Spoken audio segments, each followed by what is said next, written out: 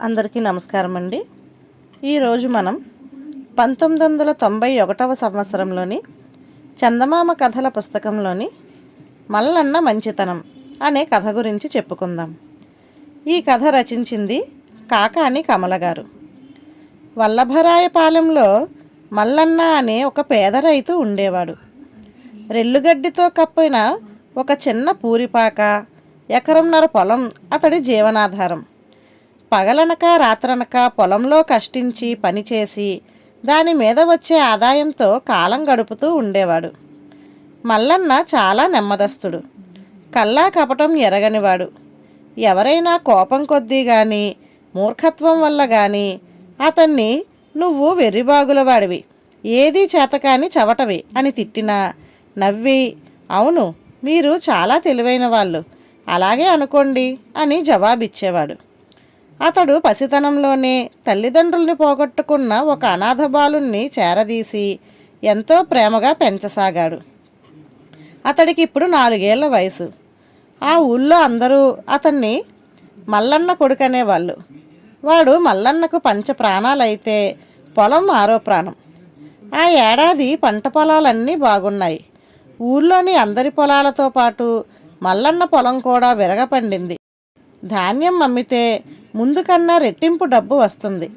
ఆ కారణం చేత మల్లన్న పొలం పంట మీద ఎంతో ఆశ పెట్టుకున్నాడు. గత 2 ఏళ్లుగా వానాకాలంలో పాక మీద కప్పిన రెల్లుగడ్డిలో నుండి నీరు కారుతున్నది. పాకకు రెల్లు బదులు పెంకు కప్పించాలి.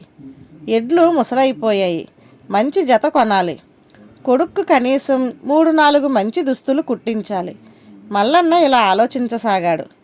అయితే పంట ఒక వారం రోజుల్లో కోతకు వస్తుందనగా ఒక పెద్ద అవాంతరం వచ్చి పడింది. ఉన్నట్టుండి ఒక సాయంకాలం వేళ ఉరుములు మెరుపులు లేకుండా ఆకాశంలో కారు మబ్బులు కమ్మి క్షణాల్లో ఉధృతంగా తుఫానుగాలులు ప్రారంభమై రాత్రి తెల్లవాళ్ళు కుండపోతగా ఒకటే వాన కురిసింది. ఆ జలప్రలయానికి ఊరి పక్కన ఉన్న నదికి గండిపడి ఉరకల పరుగులతో వరద నీరు పొంగసాగింది. దానితో కోతకు సిద్ధంగా ఉన్న ఊరి పంట పొలాలన్నీ నీటిలో మునిగిపోయాయి. జమీందారు గారి 500 ఎకరాల పంట పొలం నదికి దాపులో ఉండడంతో సర్వనాశనం అయిపోయింది. ఇది చూసి మల్లన్న కుప్పకూలిపోయాడు. అయితే క్షణాల మీద తెప్పరిల్లి ఏనాడూ ఎరగని కోపంతో రౌద్రంగా "ఏడాదంతా కష్టపడి పండించిన పంట చేతికి అందే సమయానికి దక్కకుండా చేస్తాడా ఆ దేవుడు" అంటూ చేతికర్ర పట్టుకొని ఆవేశంతో ఊగిపోతూ ఊరి చివరికొచ్చాడు. నిన్నటి దాకా పచ్చగా బంగారు కంకులతో కలకల్లాడిన పంట చేలన్నీ నామరూపాలు లేకుండా ఎర్రని బురద నీటిలో మునిగిపోయాయి.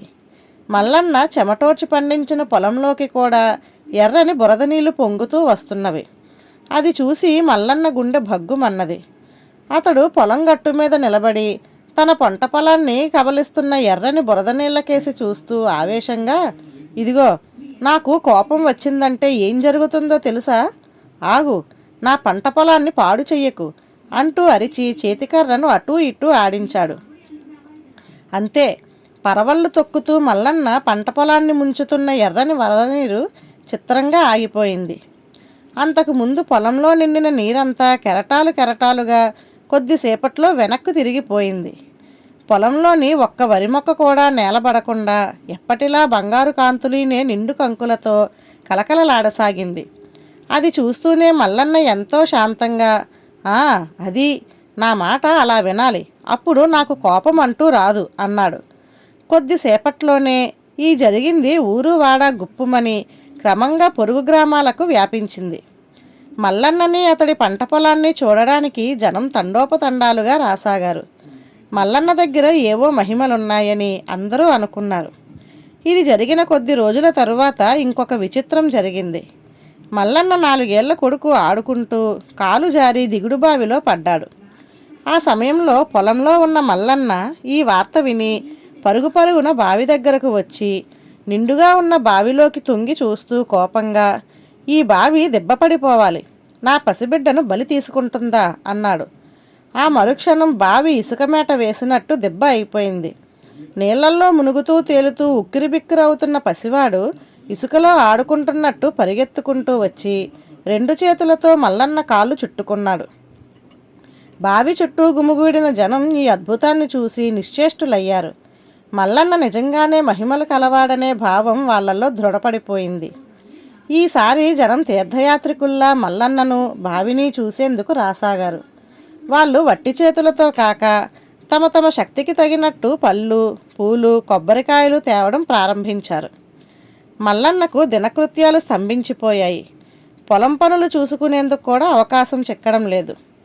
ఈ పరిస్థితుల్లో ఒకనాడు మల్లన్న తనను దేవుడంతటి వాడంటూ పొగిడే వాళ్లతో కోపంగా, మీరనేదేమిటి? ఇప్పుడు నేనున్న పూరిపాక దేవాలయమనా? అలాగే కానివ్వండి అన్నాడు. అంతే, మరుక్షణం పూరిపాక ఆకాశాన్నంతేంత ఎత్తుగా పెరిగి గుడి గోపురంగా మారిపోయింది. గాలి గోపురానికి ఉన్న చిరుగంటలు గనగనా మోగాయి. అక్కడ తీర్థ ప్రజలా గుమిగూడిన జనంలో కొందరు ఇది చూసి ఆశ్చర్యం చెందారు. మరికొందరు హాహాకారాలు చేశారు. మల్లన్న గుడి గోపురం కేసి శాంతంగా చూస్తూ ఉండిపోయాడు. ఇంతలో ఆకాశంలో ఒక మెరుపు మెరిసింది. ఆ వెంటనే ఒక కంఠస్వరం, మహామహులకు మంచివాళ్లకు కోపం రాదు, ఒకవేళ వస్తే ఆ కోపంలో అన్న మాటలు నిజం అయిపోతాయి, వినండి, మంచితనమే దేవుడు అన్నది. ఆ వెంటనే జనం, మల్లన్నే ఈ గుడిలో దేవుడు అంటూ కేకలు పెట్టారు. మల్లన్న 2 చేతులు ఎత్తి పెద్దగా, కానే కాదు, మంచితనమే దేవుడు, చేతనైతే ఆ దేవుణ్ణి ఈ గుడిలో ప్రతిష్ఠించండి అన్నాడు. గ్రామ జమీందారు ముందుకు వచ్చి మల్లన్నను కౌగలించుకున్నాడు. ఆయన మల్లన్నను ఒక చక్కని భవనానికి తీసుకుపోయి అందులో ఉంచి గుడిని తన వశం చేసుకున్నాడు. మంచితనం అనే దేవుడి విగ్రహాన్ని అందులో ప్రతిష్ఠ చేయాలన్నది ఆయన ఆలోచన. కానీ మంచితనం గురించి వినడమే కానీ దాని రూపం ఎలా ఉంటుందో ఎవ్వరికీ తెలియదు. అందువల్ల జమీందారు మంచితనం అంటే ఎలా ఉంటుందో చక్కగా వివరించగల వారికి బహుమానం ఇస్తానని చాటింపు వేయించాడు. ఆ విధంగా మంచితనం రూపురేఖల్ని శిల్పంగా చెక్కించి గుడిలో పెట్టాలని జమీందారు అనుకున్నాడు. అయితే రోజులు గడిచిపోతున్నాయి కానీ ఎవరూ మంచితనం గురించి సంతృప్తికరమైన వివరణ ఇవ్వలేకపోయారు.